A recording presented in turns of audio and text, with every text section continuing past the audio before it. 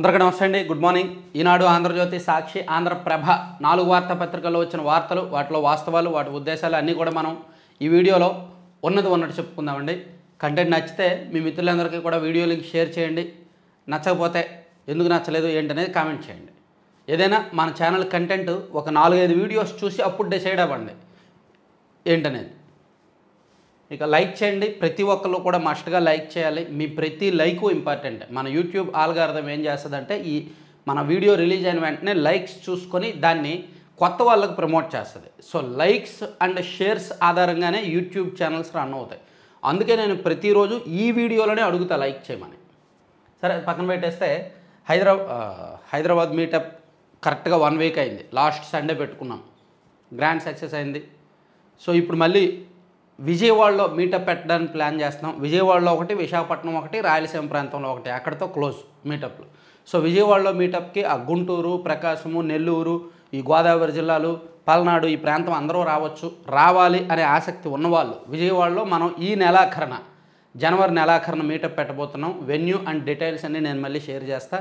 విజయవాడ మీటప్కి మన ఛానల్లో సబ్స్క్రైబర్స్ని కలవాలి. ఎందుకు కలవాలనేది నేను ఆల్రెడీ చెప్పాను, మళ్ళీ చెప్తాను.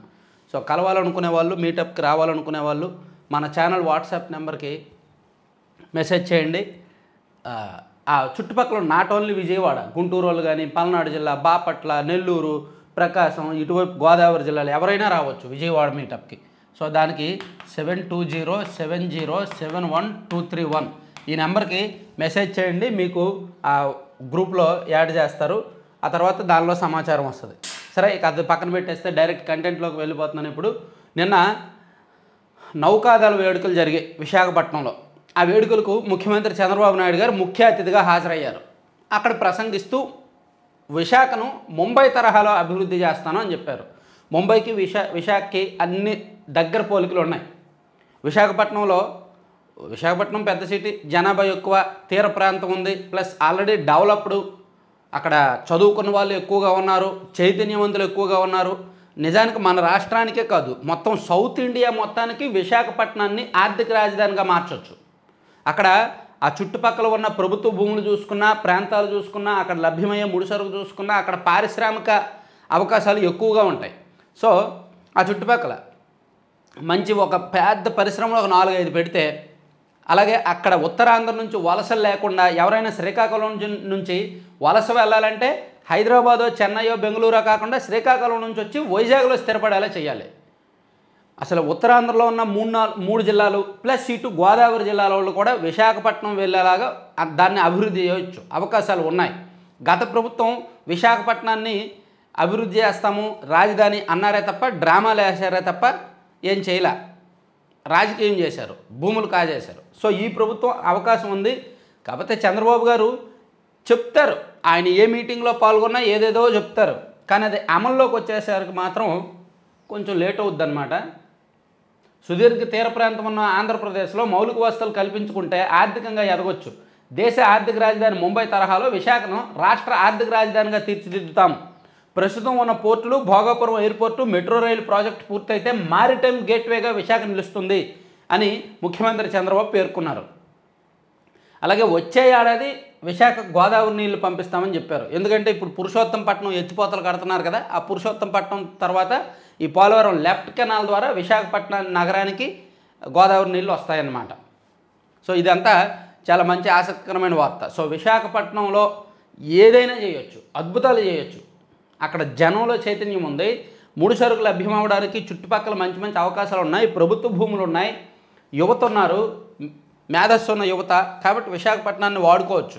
గత ప్రభుత్వంలాగా రాజకీయంగా కాకుండా కాస్త మంచి చేయడానికి వాడుకునేలా చూద్దాం. సో తర్వాత నిన్న పవన్ కళ్యాణ్ గారు ఈ గేమ్ చేంజర్ ప్రీ రిలీజ్ ఈవెంట్లో పాల్గొన్నారనమాట. అక్కడ ఆయన కొన్ని కీలకమైన ఆసక్తికరమైన కామెంట్స్ చేశారు. ఇండైరెక్ట్గా గత ప్రభుత్వం మీద సెటైర్లు వేశారు. సినిమా టికెట్లు ధర పెంచాలన్నా, సినిమా టికెట్ల కోసం హీరోలు ఎవరు మా దగ్గరకు రావక్కర్లేదు, ప్రొడ్యూసర్లు వస్తే చాలు అని చెప్పారు. హీరోలు ఎవరు వచ్చి మాకు దండాలు పెట్టక్కర్లేదు అని గత ప్రభుత్వ హయాంలో చూడండి, జగన్మోహన్ రెడ్డి గారు దండాలు పెట్టించుకున్నారు హీరోల చేత, అదేదో గొప్పకు పోయినట్టు. సో అది అవసరం లేదు అని పవన్ కళ్యాణ్ గారు చెప్తూ శ్రీరంగానికి పూర్తిగా అండగా ఉంటాము, రాజకీయ రంగుల అర్థము, డిమాండు సరఫరా ఆధారంగానే టికెట్ ధరల పెంపు, చిత్ర పరిశ్రమకు అండగా ప్రభుత్వం, గేమ్ చేంజర్ సినిమా వేడుకలో ఉప ముఖ్యమంత్రి పవన్ కళ్యాణ్. సో పవన్ కళ్యాణ్ గారు నిన్న ఆ వేడుకలో చాలా కీలకమైన కామెంట్స్ చేశారు. రామ్ చరణ్తో తనకున్న అనుబంధం, చిరంజీవి గారు ఎంత కష్టపడ్డారు, చిరంజీవి గారు నైట్ షూటింగ్స్ ముగించుకొని వచ్చినప్పటికీ ఆయన కాలు వాచిపోయి సాక్షులై బాగా తడిసిపోయి కాలు వాచిపోయి షూ కూడా తీయడానికి వచ్చేది కాదు. సో మేమంతా ఆయన్ని చూస్తూనే పెరిగాము. రామ్ చరణ్ కూడా నాకు తమ్ముడు లాంటి వాడే, తను పుట్టినప్పటికి నేను ఇంటర్మీడియట్ చదువుతున్నానని తనతో ఉన్న అనుబంధాన్ని మొత్తం అంతా కూడా పవన్ కళ్యాణ్ గారు గుర్తు చేసుకున్నారు. ఈ సందర్భంగా సినీ పరిశ్రమకు అండ్ ప్రభుత్వానికి ఉన్న బంధం ఏమిటి, అది ఎంతవరకు ఉండాలి, ఇవన్నీ కూడా ఆయన చాలా స్పష్టంగా చెప్పారనమాట. అది లోపల పేజీలో వేశారు, ఒకసారి అది ఓపెన్ చేస్తున్నా. ఇదిగోండి, రాష్ట్ర ప్రభుత్వానికి సినీ పరిశ్రమపై గౌరవం ఉంది. 4 సార్లు ముఖ్యమంత్రి అయిన చంద్రబాబు తెలుగు చిత్ర పరిశ్రమ అభివృద్ధికి దోహదపడ్డారే తప్ప ఎప్పుడూ ఇబ్బంది పెట్టలేదు అని ఉప ముఖ్యమంత్రి పవన్ కళ్యాణ్ అన్నారు. తూర్పుగోదావరి జిల్లా రాజమహేంద్రవరం సమీప వేమగిరిలో శనివారం రాత్రి నిర్వహించిన గేమ్ చేంజర్ చిత్ర వేడుకలో పవన్ కళ్యాణ్ ముఖ్య అతిథిగా పాల్గొని ప్రసంగించారు. సినీ పరిశ్రమ అడగగానే టికెట్ ధరలు పెంచుతున్నారని చాలామంది తప్పుగా అనుకుంటున్నారు. డిమాండు సరఫరా ఆధారంగానే టికెట్ ధరల పెంపు ఉంటుంది. దర్శకుడు శంకర్ తీసిన జెంటిల్మెన్ సినిమా టికెట్ బ్లాక్లో కొనుక్కొని చూశాను. బ్లాక్లో పెట్టిన డబ్బులు ఎవరికో వెళ్తుంది, అదే టికెట్ మీద పెడితే సినీ పరిశ్రమకు వెళ్తుంది. తెలుగు సినిమాకు ప్రపంచంలో మార్కెట్ పెరిగింది, సినిమా బడ్జెట్ కూడా పెరిగింది. పెరిగిన ప్రతి రూపాయికి 18% జీఎస్టీ చెల్లిస్తారు అని పవన్ కళ్యాణ్ తెలిపారు. నా భీమ్లా నాయక్ సినిమాకు టికెట్ ధర పెంచకపోగా తగ్గించేశారు. చాలామంది హీరోలు కూటమికి మద్దతు తెలపలేదు, అయినా మేము పరిశ్రమకు ప్రోత్సహిస్తున్నాం. చిత్ర పరిశ్రమకు రాజకీయ రంగు పులమటం మాకు ఇష్టం లేదు అని వ్యాఖ్యానించారు. అలాగే మేము లో లెవెల్ వ్యక్తులం కాదు, సినిమా టికెట్ ధరలతో హీరోలకు పని ఏంటి, హీరోలు ఎందుకు రావాలి, అది మాకు ఇష్టం లేదు. నిర్మాతలు, ట్రేడ్ బాడీ, యూనియన్లు వచ్చి మాట్లాడాలి, అంతేగాని హీరోలు వచ్చి మాకు నమస్కారం పెట్టాలి అనేంతలో లో లెవెల్ వ్యక్తులం కాదు అని జగన్ ప్రభుత్వాన్ని ఉద్దేశించి చెప్పారు. అలాగే స్టూడియోలు పెట్టండి, ఉపాధి చూపండి అని ఆంధ్రప్రదేశ్లో స్టూడియోలు పెట్టి ఉపాధి అవకాశాలు చూపించండి ఇక్కడ వాళ్ళకి అని కూడా పవన్ కళ్యాణ్ గారు కీలకమైన కామెంట్స్ చేశారనమాట. అదొకటి చూడొచ్చు మనం.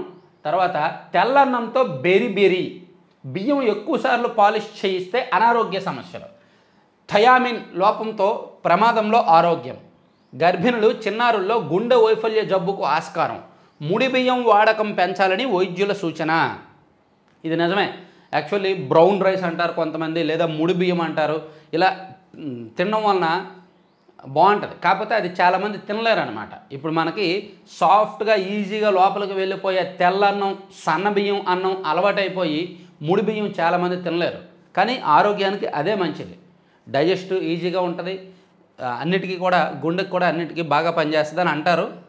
కాకపోతే అది చెప్పుకోవడానికి ఉంటుంది తప్ప చాలామంది, నాకు తెలిసి మనం చాలామందికి తెల్లన్నము, ఈ సన్న బియ్యం ఇదే అవసరం, ఇదే అలవాటు అయిపోయింది. సో అదేంటంటే ఎక్కువసార్లు పాలిష్ చేస్తారంట. దాన్ని సన్నగా రావడానికి కావచ్చు, లేదా తెల్లగా రావడానికి కావచ్చు, ఎక్కువసార్లు పాలిష్ చేయడం వల్ల కొత్త అనారోగ్య సమస్యలు వస్తాయి అని చెప్పి ఈనాడులో ఒక ఆర్టికల్ రాశారు. తెల్లన్నం ఒకప్పుడు హోదాకు సంకేతం. 30-40 ఏళ్ల కిందట పేదలైతే జొన్నలు, సజ్జలు వంటివి తింటారని, డబ్బున్న వాళ్ళు తెల్లగా మెరిసే బియ్యంతో వండిన అన్నాన్ని తింటారని భావన ఉండేది. ఇప్పుడు అది మారిపోయింది. ప్రభుత్వమే రేషన్ దుకాణాల ద్వారా బియ్యాన్ని సరఫరా చేస్తుండడంతో నిరుపేదలు కూడా అన్నం తింటున్నారు. ఒకవేళ కొనాల్సి వచ్చినా తెల్లగా మెరిసే బియ్యాన్నే కొంటున్నారు. వరి ధాన్యం మీద 2 పొరలు ఉంటాయి. పైది ఓక, దీన్ని ఎక్కువగా ఇటుక బట్టీల్లో వాడతారు. రెండోది తవుడు, దీన్ని పశువులకు, కోళ్లకు మేతగా వాడడంతో పాటు నూనె కోసం వినియోగిస్తారు. ఈ నూనెను మార్కెట్లో రైస్ బ్రాన్ ఆయిల్గా పిలుస్తారు. ఈ 2 పొరలు తొలగించాక మిగిలింది అసలైన కార్బోహైడ్రేట్. దీన్నే అత్యధికులు అన్నంగా వండుకొని తింటున్నారు. తెల్లన్నంతో పాటు గోధుమలు, రాగులు, జొన్నలు, సజ్జలు వంటి వాటిని ఏదో రూపంలో తీసుకున్న వారిలో విటమిన్ సమస్య తెల్లన్నం మాత్రమే తినేవారిలో తలెత్తుతుండడం గమనార్హం. ఎక్కువసార్లు పాలిష్ చేసిన బియ్యాన్ని అత్యధిక సార్లు తింటున్న వారిలో థయామిన్ అనే విటమిన్ లోపిస్తోంది. ముఖ్యంగా గర్భిణుల్లో ఇది ఎక్కువగా కనిపిస్తోంది. తల్లి నుంచి శిశువుకు కూడా లోపం సంక్రమిస్తోంది. ఫలితంగా ఏడాదిలో పిల్లలు బెరి అనే గుండె వైఫల్య జబ్బు బారిన పడుతున్నారు అని రాశారండి. చాలా కీలకం.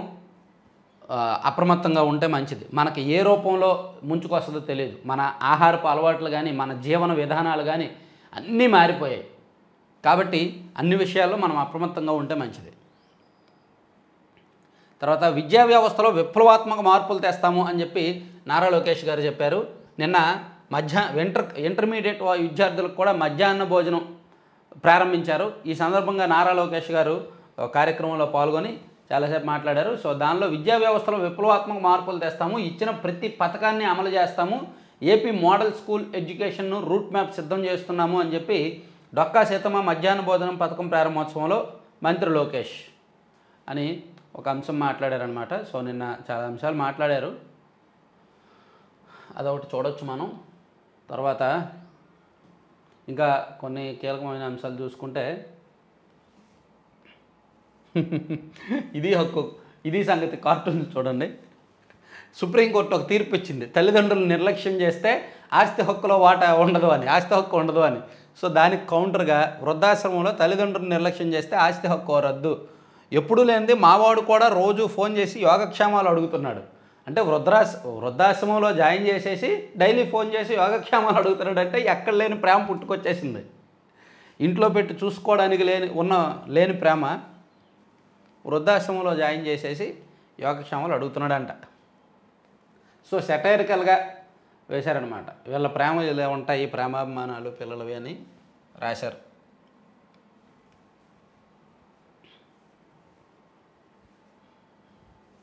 తర్వాత సరే కానీ ఆంధ్రజ్యోతిలో ఒక మంత్రి గారి గురించి రాశారు, అది ఒకసారి చదువుకుందాం, కొంచెం ఇంట్రెస్ట్గా ఉంది. ఎవరు అనేది హైదరాబాద్లో మంత్రి గారి మంత్రాంగం, ఆయన సంగతి కాస్త చూసుకోండి. ఏపీ ప్రభుత్వాన్ని అప్రమత్తం చేసిన టీ సర్కారు. ఆయన తొలిసారి మంత్రి, బాగా కీలక పదవి. వారంలో 3 రోజులు హైదరాబాద్లోనే స్టార్ హోటళ్లలో మకాం, అక్కడే సెటిల్మెంట్లు. ఒక రోజంతా పంచాయతీలు పరిష్కారాలు, మిగిలిన 2 రోజులు జోరుగా హుషారుగా గానా బజానా. ఎమ్మెల్యేగా ఉన్నప్పటి నుంచి ఇదే వరుస, మంత్రి అయిన తర్వాత మరింత జోరు.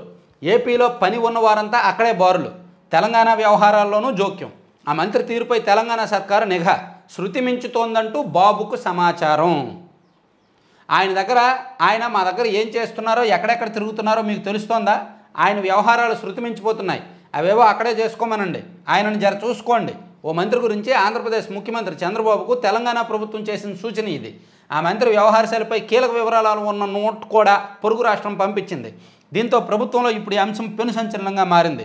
ఇంతకీ ఆ మంత్రి ఎవరు? తెలంగాణలో ప్రత్యేకించి హైదరాబాద్ మహానగరం కేంద్రంగా ఆయన ఏం పనులు చేస్తున్నారనేది ఏపీ మంత్రివర్గంలో చర్చనీయాంశంగా మారింది.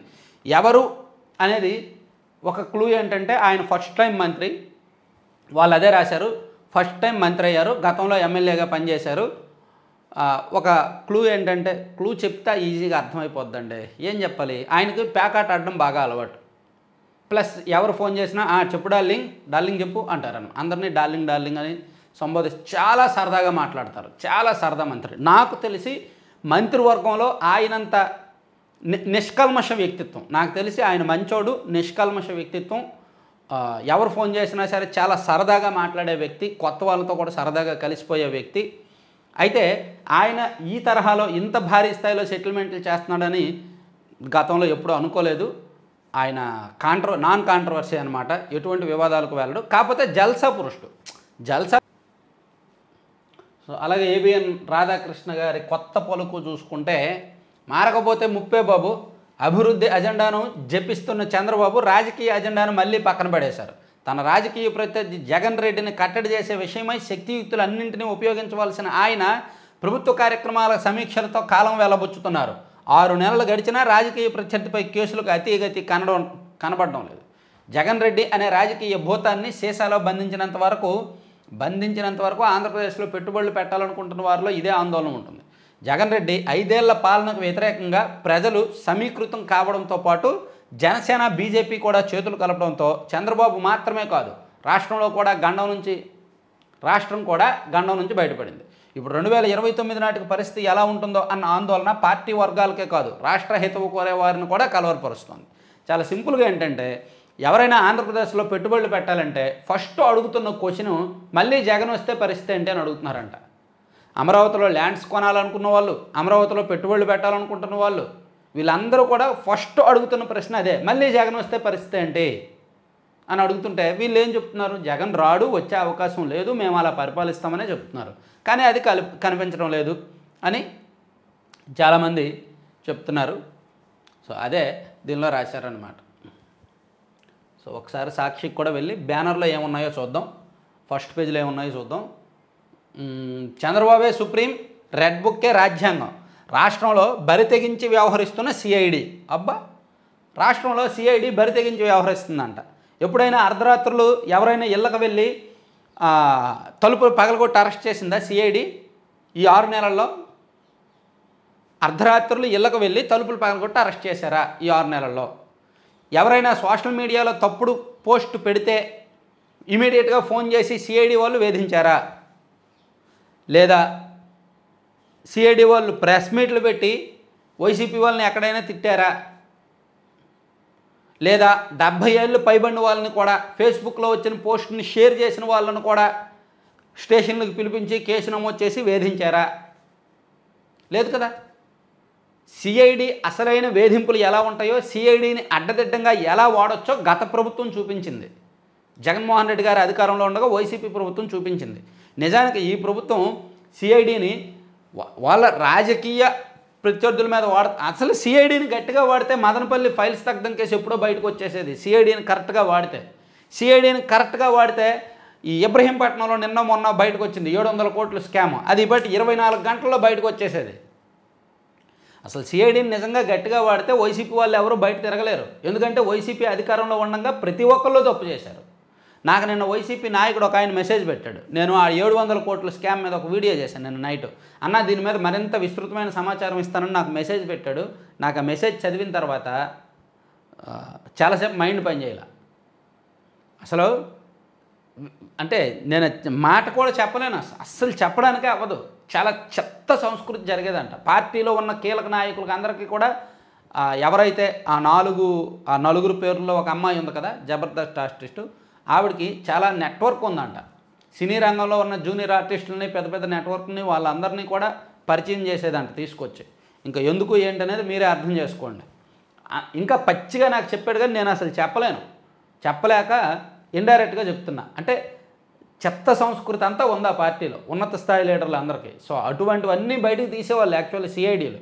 ఆ కాల్ రికార్డ్స్ అన్నీ పట్టుకుంటాయి కానీ వదిలేస్తున్నారు.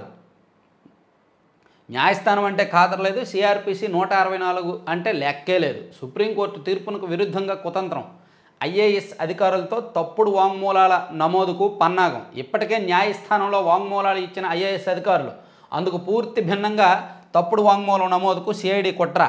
చంద్రబాబు అవినీతి కేసులో నీరుగార్చేందుకు స్కెచ్, అబద్ధపు వాంగ్మూలాలపై తీవ్ర పరిణామాలు ఉంటాయన్న సుప్రీంకోర్టు. అయినా లెక్క చేయక ఐఏఎస్ అధికారి చెరుకూరు శ్రీధర్ను కోర్టుకు తీసుకెళ్లిన పోయిన. కోర్టు బయట కొద్దిసేపు హైడ్రామా, వెనుదిరిగిన అధికారి మళ్ళీ 8వ తేదీ న్యాయస్థానానికి తీసుకురావాలని సిఐడి నిర్ణయం. సో ఇట్లా సిఐడి చంద్రబాబు రెడ్ బుక్కి అమలు చేస్తోందని సాక్షిలో రాశారు. కానీ నిజానికి గత ప్రభుత్వంలో సిఐడి వ్యవహరించినంత దుర్మార్గంగా ఇప్పుడు ఈ ప్రభుత్వంలో అయితే వ్యవహరించట్లేదు అనేది వాస్తవం. అది తెలుసుకుంటే బెటర్. తర్వాత మరీ ఇంత ద్రోహమా, ఇంత బరితెగింప, కూటమి సర్కార్ తీరుపై వైఎస్ జగన్ మండిపాటు. వరుసగా కేబినెట్ మీటింగ్లు, అమలుకు నోచుకొని పథకాలు, తల్లికి వందనము, రైతు భరోసా, ఎక్కడ చంద్రబాబు? ఈ ఏడాది ఎగ్గొట్టేశారులేండి, మీకు సంతోషమేగా. ఈ జూన్ వరకు లేదు. సో జూన్ 2024లో సీఎం అయిన చంద్రబాబు గారు జూన్ 2025 వరకు ఆల్మోస్ట్ తల్లికి వందనం ఇవ్వనట్టే. రైతు భరోసా కూడా మేబీ లేట్ అవుద్ది. ఎంతమంది పిల్లలు ఉంటే అంతమందికి 15,000 ఇస్తామని లేదా, తల్లికి వందనం ఈ ఏడాదికి ఇవ్వం అని క్యాబినెట్లో తేల్చి చెప్పేశారు. ఇంతకంటే మోసం దాకా ఏమైనా ఉంటుందా అని జగన్మోహన్ రెడ్డి గారు ట్వీట్ చేశారు. నేను నిన్న సాయంత్రమే అనుకున్నా మా స్టాఫ్తో, ఏంటి జగన్ గారు ఈ మధ్య ట్వీట్ చేయట్లేదు, ఎక్కడికి వెళ్ళిపోయాడు ఆయన అని. ఇదిగో వచ్చేసాడు. బెంగళూరులో ఉన్నట్టున్నారు, బెంగళూరు నుంచి ట్వీట్ చేసినట్టున్నాడు సరదా ఖాళీగా ఉండి. తర్వాత కులం పేరిట విషం చిమ్ముతున్నారు, సొంత లాభం కోసం కులం పేరిట సమాజంలో విషం చిమ్ముతున్నాయంటూ ప్రతిపక్షాలపై ప్రధాని నరేంద్ర మోదీ మండిపడ్డారు. ఏమండి, కులాన్ని, మతాన్ని రాజకీయ నాయకులు అందరూ ఎవరికి కావాల్సినట్టు వాళ్ళు వాడుకోవడం అలవాటు అయిపోయింది మాస్టరు, మీరు ప్రత్యేకంగా చెప్పొద్దు. ఆరోగ్యశ్రీ, ఈహెచ్ఎస్ సేవలు బంద్, రేపటి నుంచి నిలిపిపోయిన నెట్వర్క్ ఆసుపత్రులు. బకాయిల చెల్లింపుపై స్పందించిన కూటమి ప్రభుత్వం 3,000 కోట్ల బకాయిలు అడిగితే బడ్జెట్ లేదంటున్నారు. ప్రభుత్వం తెచ్చే బీమా స్కీమ్పై మాకు అభ్యంతరాలు ఉన్నాయి. ఆంధ్రప్రదేశ్ స్పెషాలిటీ ఆసుపత్రుల సమాఖ్య వెల్లడి. సో ఇది ప్రభుత్వం ఏమో ఏప్రిల్ 1వ తేదీ నుంచి బీమా తీసుకురావాలనుకుంటుంది, ఆరోగ్య బీమా. ప్రజలందరికీ కూడా ఇన్సూరెన్సులు చేస్తే ప్రీమియం ప్రభుత్వం కడుతుంది, ప్రజలకి హెల్త్ కార్డులు ఇచ్చేయాలనుకుంటుంది. ఈ నెట్వర్క్ హాస్పిటల్స్ ఏమో మాకు ఆ బీమా విషయంలో మాకున్న అభ్యంతరాలు ఉన్నాయి, అది ప్రభుత్వం మాతో చర్చించాలి, అలాగే మాకు 3,000 కోట్ల బకాయిలు చెల్లించాలని వీళ్ళు అంటున్నారు. ఈ బకాయిల్లో 60% వైసీపీ వాళ్ళు వదిలేసిన బకాయిలు ఎక్కువ ఉన్నాయి. తర్వాత విమానంలోనూ వైఫై, దేశీయ ప్రయాణికులకు ఇంటర్నెట్ 2025 జనవరి 1 నుంచి అందుబాటులోకి తెచ్చిన ఎయిర్ ఇండియా దేశంలోనే మొట్టమొదటిసారి. సో విమానంలో కూడా వైఫై పనిచేస్తుందంట. శాటిలైట్ సిగ్నల్స్ ద్వారా వైఫై వాడుకోవచ్చు అంట. సో అది ఎయిర్ ఇండియా తీసుకొచ్చిందనమాట 1వ తేదీ నుంచి. అది దీనిలో సాక్షిలో రాశారనమాట. సాక్షిలో ఇంకేం రాశారు, అంతరిక్షంలో జీవం పొరుడు స్పీడెక్స్ మిషన్లో భాగంగా పిఎస్ఎల్వి C-60 ద్వారా అంతరిక్షంలోకి పంపిన అలసంద విత్తనాల 4 రోజుల్లోనే మొలకెత్తాయంటండి. బాగుంది. శాస్త్రవేత్త చిదంబరం కన్నుమూత. ప్రఖ్యాత భౌతిక శాస్త్రవేత్త, అణ్వస్త్ర ప్రయోగాల్లో కీలక భూమికి పోషించిన డాక్టర్ రాజగోపాల్ చిదంబరం శనివారం తుది శ్వాస విడిచారు. తర్వాత 116 ఏళ్ల టొమికో ఇటుకా మృతి. ప్రపంచంలోనే అత్యధిక కాలం జీవించిన వ్యక్తిగా గిన్నిస్ రికార్డుల్లోకి ఎక్కిన జపాన్ బామ్మ టొమికో ఇటుకా కన్నుమూశారంట. తర్వాత శిక్షాకాలం లేకుండా తీర్పిస్తా. అనైతిక నగదు చెల్లింపుల కేసులో దోషిగా తేలిన ట్రంప్కు శిక్షాకాలం లేకుండా శిక్ష విధిస్తామని మాన్హట్టర్ కోర్టు జడ్జి చెప్పారు. తర్వాత షూటౌట్కు చేరిన సిరీస్ సమరం లేదు, షూటౌట్ లేదులే, పోయేలా ఉంది ఈ టెస్ట్. 5వ టెస్ట్ కూడా పోయేలా ఉంది. ఎందుకంటే ఆల్రెడీ నేను ఇప్పుడు వీడియో చేయడానికి ముందే చూస్తే ఆస్ట్రేలియా వాళ్ళు 58కి 3 అండి. వాళ్ళ టార్గెట్ 162 కొట్టాలి. సో అందులో ప్రస్తుతానికైతే 58 కొట్టి 3 వికెట్లు పడ్డాయి. 3 వికెట్లు కూడా కీలకమైన వికెట్లు. Opener Konstas and Labuschagne Steven Smith అయిపోయాడు. ఒక మెయిన్ వికెట్ స్మిత్ అయిపోయాడు. ఇంకా హెడ్ని కూడా లేపేస్తే కొంత బెటర్, ఆశలు చిగురిస్తాయి. సో ఇంకా ఆస్ట్రేలియా వాళ్ళు 95 కొట్టాలి. ప్రస్తుతానికి చేతిలో 7 వికెట్లు ఉన్నాయి. అందులో కీలకమైన వికెట్ హెడ్ ఉంది. హెడ్ని లేపేస్తే అప్పుడు ఏమైనా ఆశలు ఉంటాయేమో చూడాలి. సో ప్రస్తుతానికి టెస్ట్కి సంబంధించి ఉన్న అప్డేట్స్ ఇవి. సో ఇవన్నీ సాక్షిలో అంశాలు. మళ్ళీ ఆంధ్రజ్యోతిలో ఇంకా ఏమైనా ఉన్నాయా మనం మిస్ అయినవి అనేవి చూద్దాం. విద్యా వ్యవస్థలో మార్పులు ఓకే. బెజవాడలో హైందవ శంఖారావం నేడే. దేవాలయాలకు స్వయం ప్రతిపత్తి కల్పించడమే అజెండా. సాధువులు, మఠాధిపతులు, హిందూ ప్రముఖులు హాజరు. గన్నవరంలో భారీ సభ, 3300 మంది పోలీసులతో బందోబస్తు. 5 లక్షల మంది వస్తారని నిర్వాహకుల అంచనా. సో ఇది బీజేపీ వాళ్ళు బ్యాక్ ఎండ్లో నడిపిస్తున్న, బీజేపీ నాయకులు, బీజేపీ కార్యకర్తలు, ఆర్ఎస్ఎస్ వాళ్ళు బ్యాక్ ఎండ్లో ఉండి నడిపిస్తున్న ఒక పెద్ద హైందవ శంఖారావం ఇది. ఏలూరు ఆయన ఎవరో తపనా చౌదరి గారు దీనికి మొత్తం కర్త కర్మక్రియగా మొత్తం నడిపిస్తున్నారన్నమాట. అది ఎలా జరుగుద్దో చూద్దాం. తర్వాత గేమ్ చేంజర్కి, డాకు మహారాజ్కి సినిమా టికెట్లు ధర పెంచుకోవడానికి నిన్న కూటమి ప్రభుత్వం 2 జీవోలు ఇచ్చింది. గేమ్ చేంజర్కి ఏమో అర్ధరాత్రి 1 గంటకు షో వేసుకోండి, టికెట్ రేట్ 600 పెట్టుకోండి అని చెప్పి ఒక పర్మిషన్ ఇస్తూ, అలాగే టికెట్ రేట్లు కూడా పెంచేలాగా ఛాన్స్ ఇచ్చింది ఒక 14 రోజుల పాటు. అలాగే డాకు మహారాజ్ సినిమాకు కూడా బెనిఫిట్ షో రేటు 500 కన్ఫర్మ్ చేస్తూ, అలాగే ఆ సినిమా కూడా 14 రోజుల పాటు టికెట్ ధరలు పెంచుకోవచ్చు అని పర్మిషన్ ఇచ్చింది ప్రభుత్వం. అది చూడొచ్చు మనం. తర్వాత ఆంధ్రప్రభలో చూస్తే, ఆంధ్రప్రభలో ఇది మన నేవి, ఇది ఈ 3 మనం చెప్పుకున్నాం. ఇక్కడ గెలిస్తే శక్తిమాన్, ఓడితే కనుమరుగే. హస్తినలో ఆప్కు జీవన్మరణ సమస్య. సామాన్యుడే ఇప్పటికీ బలం. వారి కోసమే ప్రత్యేక హామీలు. సానుభూతితో కేజ్రీవాల్. 10 ఏళ్లుగా పద్మ వ్యూహాలు. విజయం కోసం శక్తులన్నీ కేంద్రీకృతం. గెలుపోటముల్లో కీలకం కాంగ్రెస్. ఒకప్పుడు కాంగ్రెస్ పార్టీ అక్కడ వరుసగా గెలిచేది, కానీ గత 3 ఎన్నికల్లో అక్కడ కాంగ్రెస్ పార్టీ ప్రభావం తగ్గిపోయింది. సో ఇప్పుడు కాంగ్రెస్ పార్టీ అక్కడ కాస్త పుంజుకుంది. ఒక 10 సీట్ల వరకు కాంగ్రెస్ పార్టీ ప్రభావితం చేయగలదు అని అంటున్నారు. సో కాంగ్రెస్ పార్టీకి బీజేపీ వ్యతిరేక ఓట్లు వస్తాయా లేదా ప్రభుత్వ వ్యతిరేక ఓట్లు వెళ్తాయా అనేది కీలకం. అందుకే అక్కడ కాంగ్రెస్ పార్టీకి సీట్లు రావు, కానీ పెద్దగా కొంత ఓట్లు చీలిక ఎవరిని దెబ్బ కొడుతుందా అనేది చూస్తున్నారు. సో ఢిల్లీ ఎన్నికలకు సంబంధించి మనం అప్డేట్స్ ఇస్తాము. ఎన్నికల నోటిఫికేషన్ వచ్చిన తర్వాత మన టీంని అక్కడికి పంపిస్తున్నాము. ఒక వారం రోజుల పాటు మన టీం అక్కడ ఉంటారు.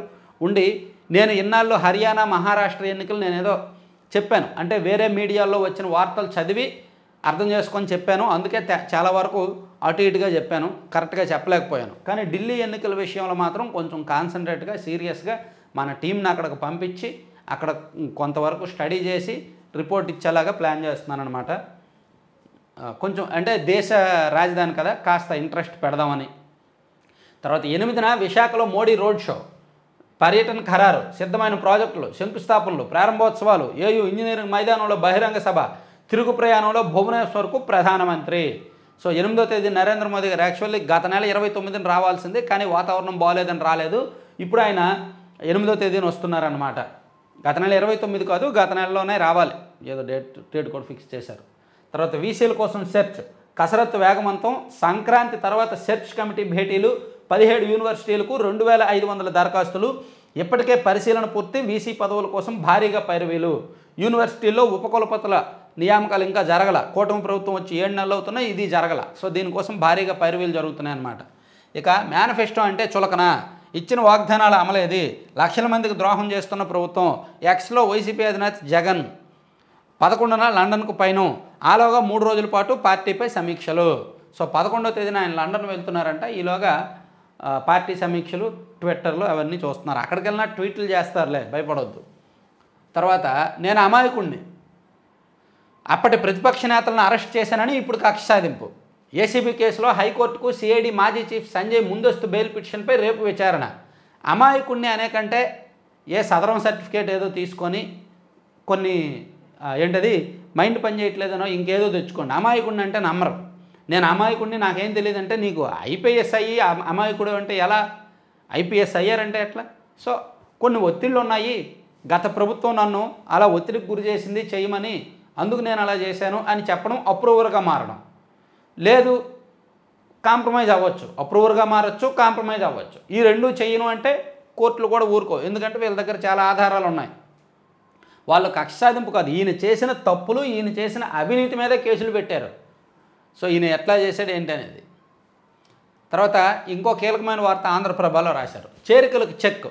అవకాశవాద నేతల చేరికపై తెలుగు తమ్ముళ్లలో అసంతృప్తి. కూటమి వైపు వలస నేతల చూపుపై కేడర్లోనూ ఆగ్రహావేశాలు.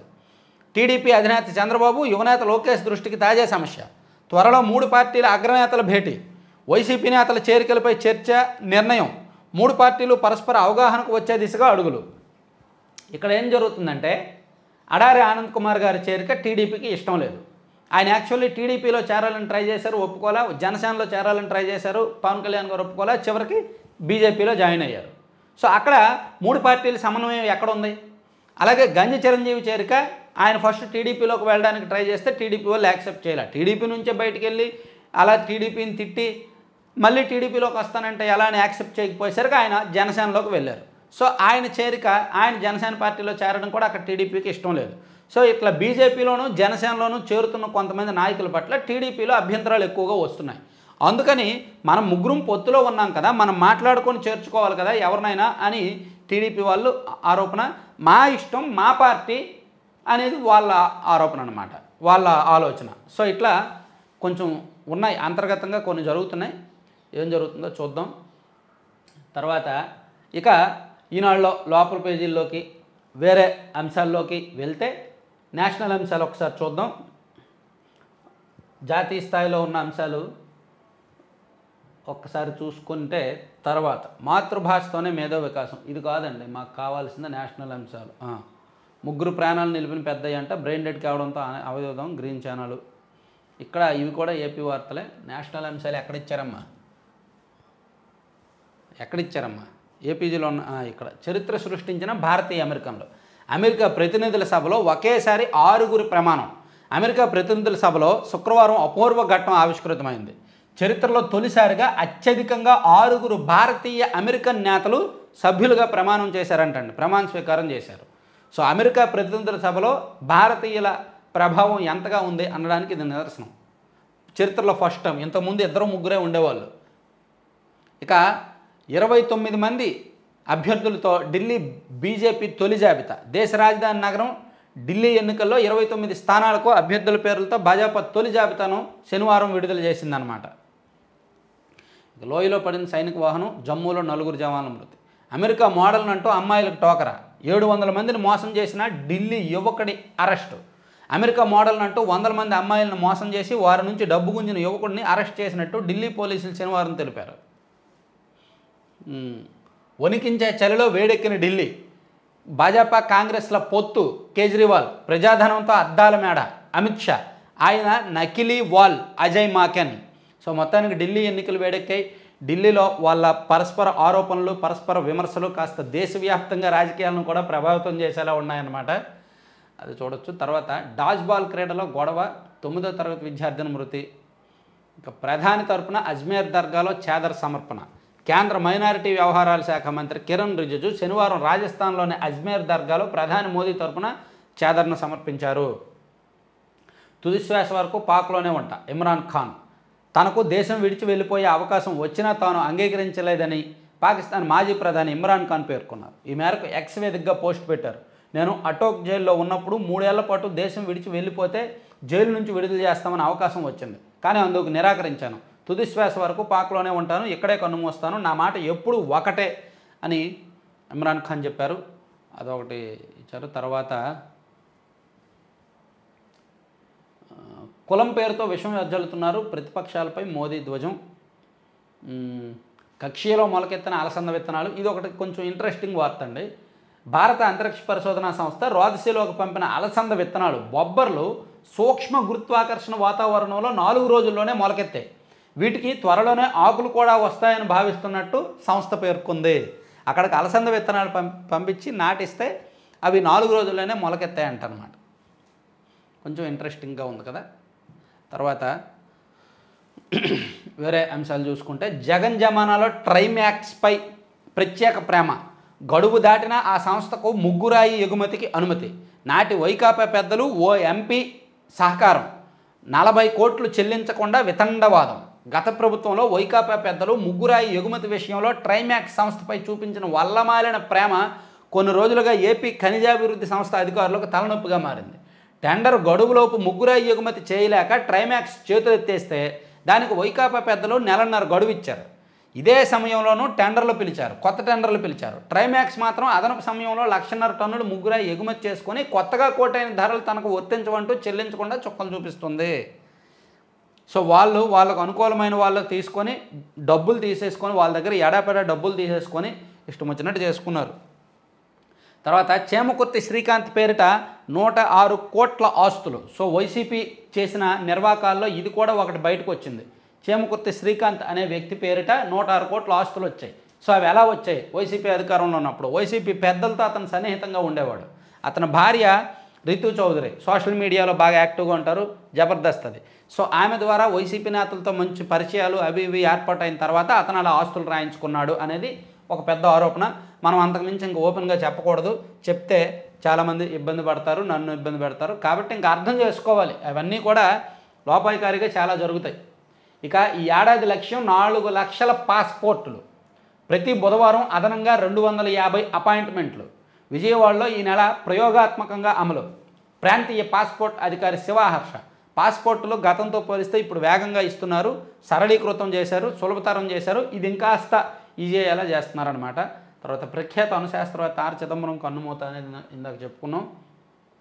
తర్వాత ఇతర రాష్ట్రాల రైతులు ఉద్యమించాలి. దల్లేవాల్ కనీస మద్దతు ధర కోసం చట్టబద్ధత సాధించడానికి అన్ని రాష్ట్రాల రైతు సంఘాలు పోరాటం చేయాలని నిరవధిక నిరాహార దీక్షలో ఉన్న రైతు నాయకుడు దర్జీత్ సింగ్ దల్లేవాల్ పిలుపునిచ్చారు అని ఒకటి రాశారండి.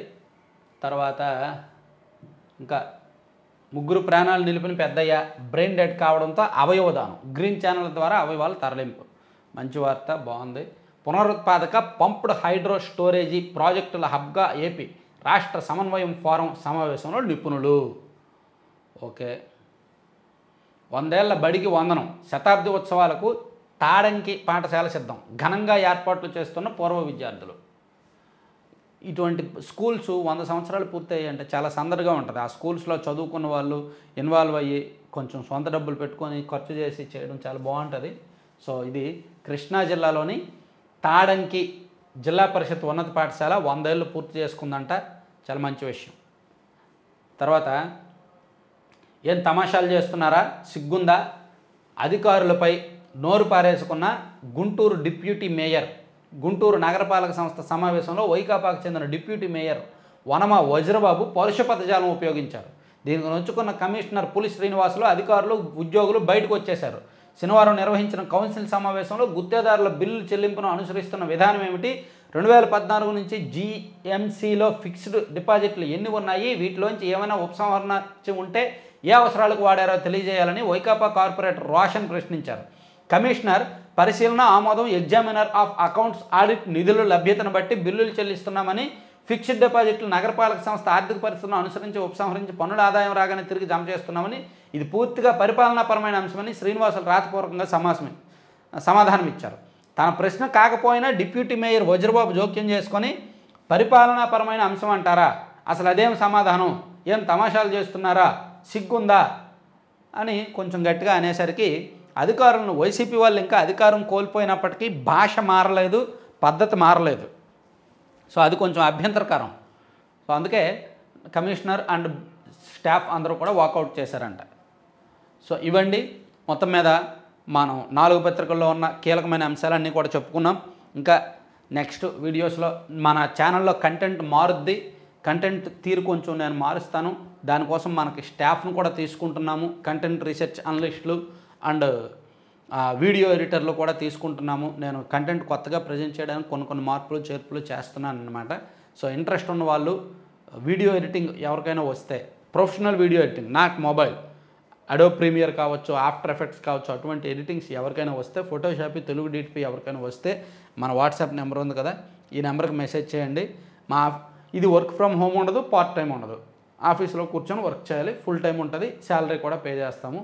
స్టాఫ్ కావాలి. అలాగే మనకి కంటెంట్ నాలాగే కంటెంట్ మీద దృష్టి పెట్టాలనుకున్నా, లేదా బ్యాక్ అండ్ కంటెంట్ టీంలో వర్క్ చేయాలన్న ఇంట్రెస్ట్ ఎవరికైనా ఉంటే మెసేజ్ చేయండి. వాళ్ళకు కూడా పార్ట్ టైం ఉండదు, ఆఫీస్లోనే కూర్చొని వర్క్ చేయాల్సి ఉంటుంది, ఫుల్ టైం వర్క్, దానికి కూడా శాలరీ అది బాగానే ఉంటుంది. Thank you.